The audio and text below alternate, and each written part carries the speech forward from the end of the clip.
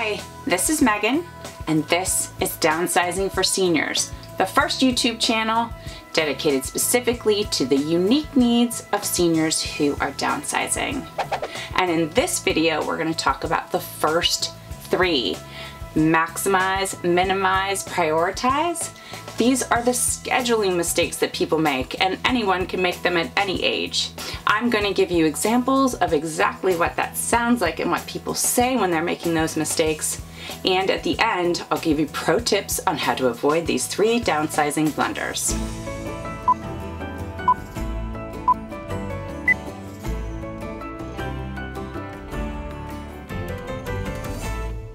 So while some of this information on the channel is geared towards seniors, a lot of it will apply to anyone.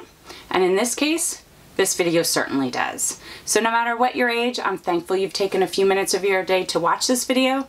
If you're new to YouTube, know that all the content is free. Really, it's free. So what are the three huge scheduling errors that most people make? Maximize your downsize, minimize your downsize, and failing to prioritize your downsize. At the end of this video, we're going to give you pro tips to avoid making those mistakes. So let's tackle that first biggest error: maximize your downsize. When these people talk about downsizing, they'll often say things like, "It'll take me years to get out of here," or worse, "I'll never get through all this stuff." They are overwhelmed by what they have to do. They are so overwhelmed with all the details, they're often paralyzed. Their brains start going in overdrive and they just can't see the path forward to follow. In contrast, there are those who minimize their downsize. When these people talk about their downsize, they'll often say things like, "I don't see what the big deal is. I've got to go through my closet, get rid of some stuff in the garage, and I'm ready to go." More often than not, these people have become oblivious to the number of items they truly have in their home, and on packing day, it comes as a surprise when they see the amount of time it takes to get all of their stuff in boxes ready to go. So now, I'm gonna let you in on a little secret. These people, the one who maximize and the one who minimize their downsize, they're often married to each other. Yeah, it's true. Over and over again, if you're downsizing with a spouse or partner, one is overwhelmed by the process and the other one is a little less concerned. So who's right? The one who's maximizing or the one who's minimizing? Well, you're both a little bit right and you're both a little bit wrong. Downsizing should not take decades. It really shouldn't take years. But it will take you longer than a couple afternoons. So what is the optimal time frame? Stay tuned. A little bit later in this video, I'm going to give you the exact time frame you should be using. What if you're doing this whole downsizing thing by yourself? Are you more likely to be on the maximize side or on the minimize side? Based on my personal experience, people who are doing this alone tend towards the maximize side. This is particularly true of someone who has lost their spouse or partner recently, say within the past 5 years. They'll often feel like they've been left alone to manage this, and it's an uncomfortable feeling. However, I do recognize that I may have a skewed experience because those who maximize are more likely to reach out to hire professionals. So I understand that may be just based on my personal experience. So let's start to get a handle on this scheduling thing. What is the appropriate amount of time to downsize a home? 6 weeks to 6 months. Now, there are going to be a number of factors that go into your timeline. How big is your current home? How much do you need to downsize? How full? How many items do you have in your home? How quickly do you work? There's a whole bunch. But in general, 6 weeks to 6 months. We've done it in less and we've done it in more, but that's a good time frame. Even for my friend who want to maximize their downsize, same amount of time. And for those on the minimize side who think you're going to be done in a couple days, probably not. 6 weeks to 6 months for you too. This is plenty of time to downsize most homes in a responsible way, honoring the person downsizing and the belongings that are being downsized. So, how are you going to do it? How are you going to accomplish this downsize in 6 weeks to 6 months? Well, I'm going to tell you. And the first thing you need to do is avoid the next biggest mistake that most people make. Too many people fail to prioritize their downsize. And what I mean by that is they keep putting their downsize on the back burner. Have you ever heard the phrase, clutter is postponed decisions? That's often how we end up with too many things in our lives that we aren't using. We put them aside, we think about them another day, I might use that, blah, blah, blah. That's okay, we all do that. But when you get serious about doing your downsize, you're going to need to make it a priority. I'm going to give you a real life example of failing to prioritize. And this is an actual conversation that I had with a downsizing client. Monday, my wife has PT. After that, we usually go to lunch and then grocery shopping. Tuesday, I have a class in the morning. We have a very popular adult education center near us. Sometimes we have the afternoon free, but that's usually when we schedule doctor's appointments. Wednesday morning, my wife has mahjong.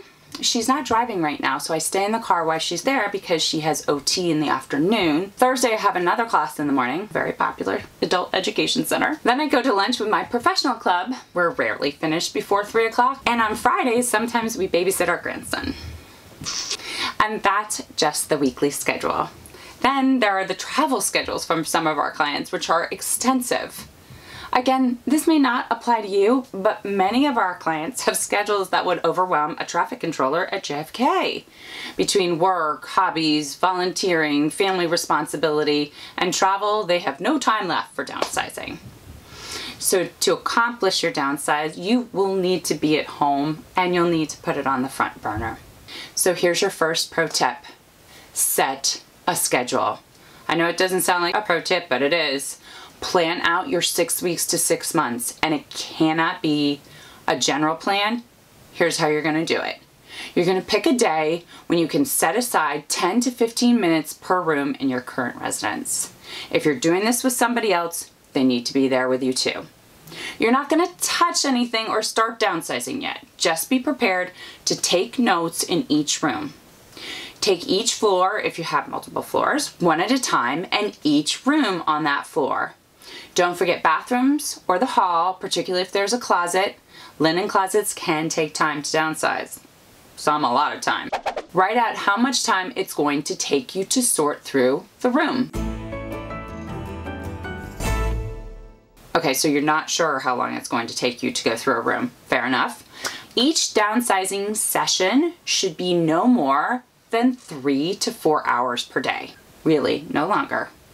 When you look at a room, it may take you more than one downsizing session. For example, if you're in a bedroom, the room may need 1 or 2 sessions, the closet may need another session, or vice versa. Maybe the room's only 1 and 2 to 3 in your closet, whatever it takes. I need you to do this for each room. For the average house, the spaces will usually take the most time are the kitchens, garage, basement, and attic.